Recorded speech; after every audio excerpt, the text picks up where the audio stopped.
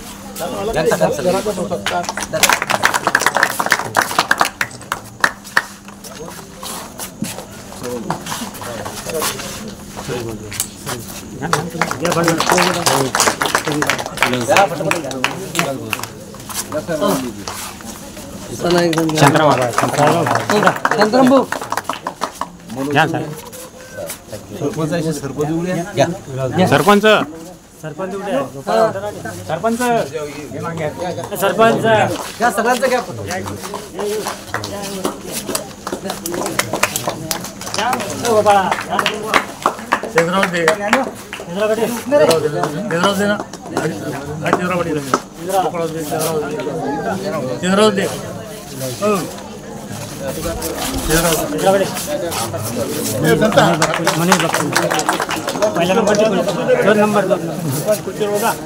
नागरिक आहे तुम्ही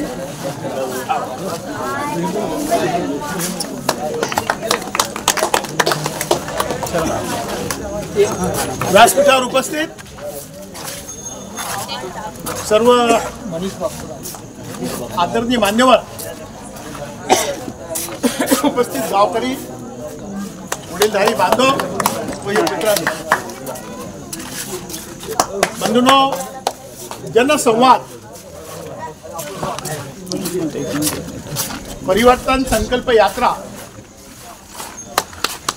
च्या माध्यमातून आपल्या या गावामध्ये आपल्या घरापर्यंत येऊन आपल्याशी संवाद साधण्याचा प्रयत्न त्या माध्यमातून आपल्या सर्व समस्या जाणून घेऊन केंद्राचे मोदी सरकार असेल, देवेंद्र फडणवीस शिंदेची सरकार असेल, यांनी 10 वर्षामध्ये आपल्या राज्यातील 2 वर्षाच्या कालावधीमध्ये यांनी किती दिवे लावले, आपल्या शेतकरी बांधवांना काय दिलं, बेरोजगार तरुणांना काय दिलं, महंगाई कशी वाढवली, याबाबत साधक बाधक चर्चा करून आपल्या समस्या जाणून घेऊन तो सोडवण्याचा प्रामाणिक प्रयत्न या माध्यमातून होणार आहे। यामध्ये विशेषतः आता सुभाष पाटील साहेबांनी जे मुद्दे दिले त्या मुद्द्याव्यतिरिक्त आपल्या गावाच्या काही समस्या असतील त्या आपण लिहून द्याव्यात। त्या माध्यमातून संबंधित अधिकाऱ्याला बोलून सभा काढून त्या माध्यमातून त्या आपल्या सर्व समस्या आपल्या समजून सोडवण्याचा प्रामाणिक प्रयत्न आम्ही निश्चित रूपाने करू असा शब्द देण्यासाठी आपल्यासमोर या ठिकाणी आम्ही सर्व आलो आहे। आज बंधूंनो, मी आपल्या ठिकाणी सांगेल, जगाचा जो पोशिंदा आहे बळीराजा, त्याच्यावर मोठ्या प्रमाणामध्ये आर्थिक संकट, कधी मोठ्या प्रमाणामध्ये पासून गारपीटमुळे नुकसान झालं, घराचं नुकसान झालं, शेती वाहून गेली, त्याचे पैसे आले नाही, घरकुलचा पहिला हप्ता आला, दुसरे हप्ते सर्व बंद झाले। इथे आमचे जे संजय गांधी निराधार योजनेच्या माध्यमातून ज्या योजना सुरू आहेत, मागील 4 महिन्यापासून त्या आमच्या माता भगिनींचे पैसे अद्यापर्यंत त्यांच्या खात्यामध्ये आलेले नाही।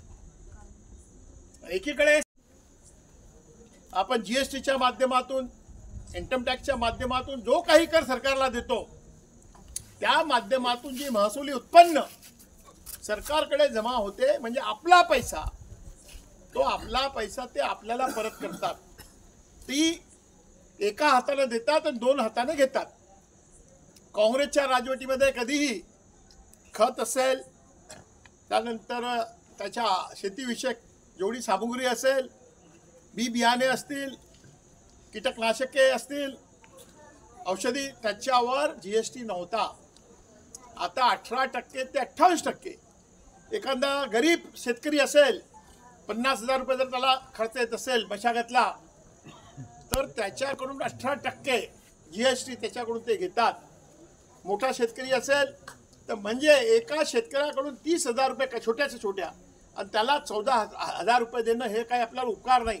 आपला पैसा घेऊन ते आपल्याला त्यातले कमी पैसे आपल्याला ते देतात, म्हणजे खुलेआम लूट करून ते आपल्याला पैसे देतात। दुसरी लाडली योजना, त्या ठिकाणी लोकसभेमध्ये आपण बघितलं, त्यांच्या 48 जागेपैकी फक्त महाविकास आघाडीच्या 31 जागा आल्या, त्यांच्या फार कमी जागा झाल्या। त्यांना माहीत पडलं की जे तिन्ही पक्ष पण एकत्र आल्यानंतर देखील आपल्या पक्षाची परिस्थिती दयनीय झाली। त्यांच्या जे 4-5 जागा, 5-10 जागा त्या आल्या, ते 30,000 मतांनी, 35,000 मतांनी अशा आल्या। ही परिस्थिती आहे। म्हणून त्यांनी काहीतरी माता भगिनींना या म्हणजे करप्ट प्रॅक्टिस म्हणून अशा करण्याचा त्यांनी प्रयत्न केला। एकीकडे म्हणतात आम्ही नारी शक्तीचा सन्मान करण्यासाठी दिला, आणि दुसरीकडे दररोज आपल्या या महाराष्ट्रामध्ये लहान मुलीसह बलात्कार, अतिप्रसंग, अत्याचार होण्याच्या घटना रोज सुरू आहे। जे मुलं यूट्यूबवर आहेत त्यांना सर्व माहिती आहे। पेपरामध्ये फार कमी बातम्या येतात त्या. तर म्हणून एकाकडे माझ्या माता भगिनी माझी मातृशक्ती सुरक्षित नाही, लहान सुरक्षित नाही, तर लाडली बहीण, दुसरी 2 नंबरच्या धंद्याच्या माध्यमातून लोकांना लुटण्याचं काम या ठिकाणी सुरू आहे. व त्या माध्यमातून जो लोकांना लुटतो अशा जनप्रतिनिधीला तुम्ही निवडून देणार आहात का?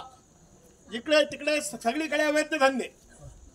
ती माझी माता भगिनीला तुम्ही 1500 रुपये देऊन ते म्हणतात की आम्ही योजना बंद करू, आम्ही निवडून आले तरी योजना सुरू राहील, आम्हाला तुम्ही निवडून द्या. त्यांचा बाप देखील ही योजना बंद करू शकत नाही.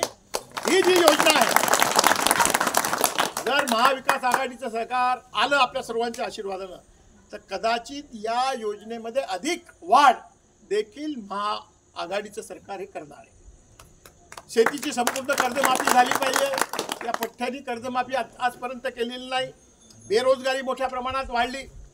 लोकांच्या हाताला, शिकलेल्या मुलांच्या हाताला काम नाही आहे. सर्वचे सर्व जेवढे उद्योग आहे अडाणी अंबानीच्या हातामध्ये देऊन त्याचं खाजगीकरण त्यांनी करून टाकलं. डिझेलचे भाव वाढले, पेट्रोलचे भाव वाढले, गॅसचे भाव वाढले. का वाढले? या जेवढी यंत्रणा ज्या आहेत त्या सर्व अदानी अंबानीकडे आहे. त्या माध्यमातून त्यांना फायदा होतो. काँग्रेसचं राज्य होतं 2014 मध्ये 400 रुपयामध्ये सिलेंडर, तर त्यांनी मुफ्त शेगड्या वाटल्या, लोकांना सवय टाकली आणि आज सिलेंडरचं रेट त्यांनी 1000च्या वर त्यांनी घेऊन गेले. त्या ठिकाणी आपण जेवढेही आपल्या शाली उपयोगी वस्तू असतील, धान्य असेल, त्यावर सर्वांना आपल्याला जीएसटी, रबर असेल, पेन्सिल असेल, जीएसटीच्या माध्यमातून डाका टाकण्याचं काम हे मोदी सरकार यांच्या माध्यमातून करते. नंतर परत मी फार बोलेल. दहीहंडीचे 2 कार्यक्रम 10 वाजेपर्यंत वेळ असते, सोयीस्कर परत बोलू. आपल्या ज्या काही समस्या आहेत त्या समस्या सोडण्यासाठी आम्ही सर्व वचनबद्ध आहो, कटिबद्ध आहो. आपली सर्व नावे इथे दिली. त्या एक आपला ग्रुप तयार केला, त्याच्यामध्ये तुम्ही ॲड व्हाल. त्यामध्ये काय होतंय, देशामध्ये काय होतंय, राज्यामध्ये काय करतंय, काँग्रेस पक्ष काय करतोय, भाजप काय करतोय, सेना काय करते, ते सर्व याच्या माध्यमातून आपल्याला दिसतील. व ज्यांनी आपल्या दिली, ज्या समस्या लिहून दिल्या त्या समस्या पण या ठिकाणी लिहून द्या. त्या माध्यमातून त्यांच्या समस्या सोडवण्याचं प्रामाणिक काम या माध्यमातून करेल. सोडू आम्ही करू. मी या ठिकाणी तुम्हाला 1001% गॅरंटी देतो. यांनी काहीही केलं, लोकसभेमध्ये केलं तरी पैसे वाटले, सभा घेतल्या. मोदीने 18 सभा घेतल्या मोदीजींनी आपल्या महाराष्ट्रामध्ये. 18 पैकी 14 जागेवर त्यांचे उमेदवार पराभूत झाले. 14 जागेवर. मग ती जादू विदू धर्म सर्व दोन.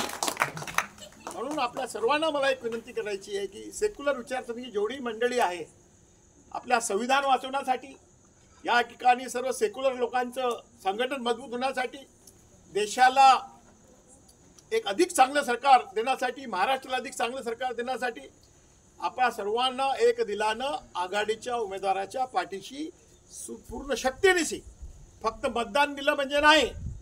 या आता हे 10 वर्षामध्ये एवढे गब्बरशे झालेले आहेत. त्यांचाच माणूस, तेच ठेकेदार, त्याच्या माध्यमातून मोठ्या 30-40% टोल वसुली, अवैध धंद्याचे त्यांचेच पदाधिकारी, त्यांना जाका दाखवण्यासाठी सर्वांनी सामूहिक शक्तीनं त्यांना आपल्या या महाराष्ट्रातून हद्दपार करण्यासाठी आपल्या आशीर्वादाची गरज होती. आपण आशीर्वाद द्याल हा विश्वास या ठिकाणी व्यक्त करतो. थांबतो. धन्यवाद.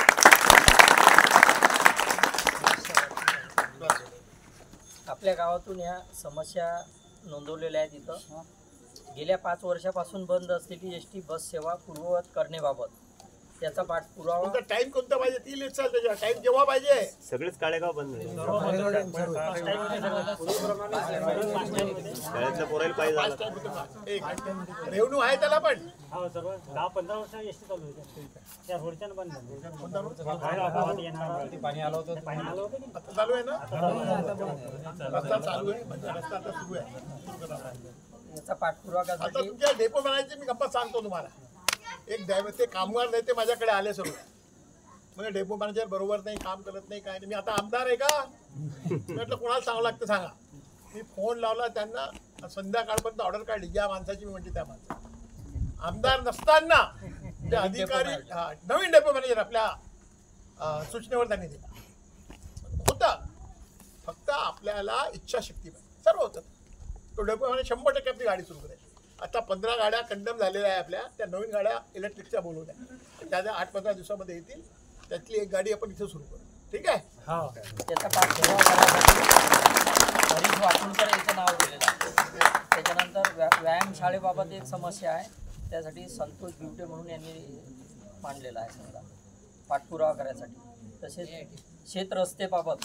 शेतरस्ते मिळण्याबाबत कुठून कुठपर्यंत शेतरस्ते सांगितलं नाही तुम्ही डिटेल दिला. कोणत्या एरियामध्ये शेतरस्ता पाहिजे आपल्याला? कोणत्या एरियात पाहिजे क्षेत्रस्था? दोन आहेत फक्त. कुठून कुठपर्यंत? अर्धा किलोमीटर आहे गावापासून. नावं सांगा. जुने काळेगाव पोच रस्ता आणि नांद्री रस्ता. नांद्री ड्यूठाणा. दोनच रस्ते आहे आपल्या गावात. कधी डीपी जळाली काही झाली यायचं ऑफिसमध्ये मी नसलो तरी फोनवर तुमची डीपी येऊन जाईल. चिंता करू नका तुम्ही. अजून एक स्ट्रीट लाईट बद्दल त्याच्यात लिहिलेलं आहे. महिन्यातून कमीत कमी 10-15 वेळा लाईन लाईन जात राहते नेहमी. अनियमित किती दिवस राहते? 2-4 घंटे रोज 4-4, 5-5 घंटे. वारा सुटला की लाईन पदरिका नाही आहे. आहे. येतच नाही. बरोबर नाही आहे. कृषी सेवकाची बदली कोण आहे? हा महाशय ग्रामसेवकाची बदली पहिले होई मॅडम आहे. आरोग्य सेवक बी नाही आमच्या इथं. किती दिवस झाले? नाही आहे. नाही, पहिले होता पहिले होता. बंद पद रिक्त आहे ना ते सध्या. वर्षापासून आरोग्य सेवक. आणखी नाही आहे.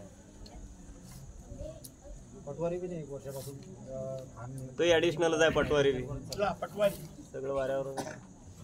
मी संपर्कामध्ये असते, रोज तुम्ही आले असते, बोलले असते. 100% काही बाबी लोकल निघाल्या असत्या, काही पाईपलाईन मध्ये असत्या.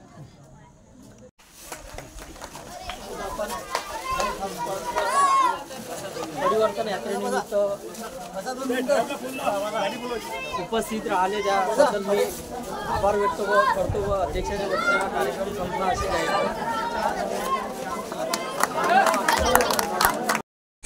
खामगाववरून मुकेश हेलोडे, मुख्य संपादक खामगाव वार्ता, यूट्यूब न्यूज चॅनल खामगाव, तालुका खामगाव, जिल्हा बुलढाणा.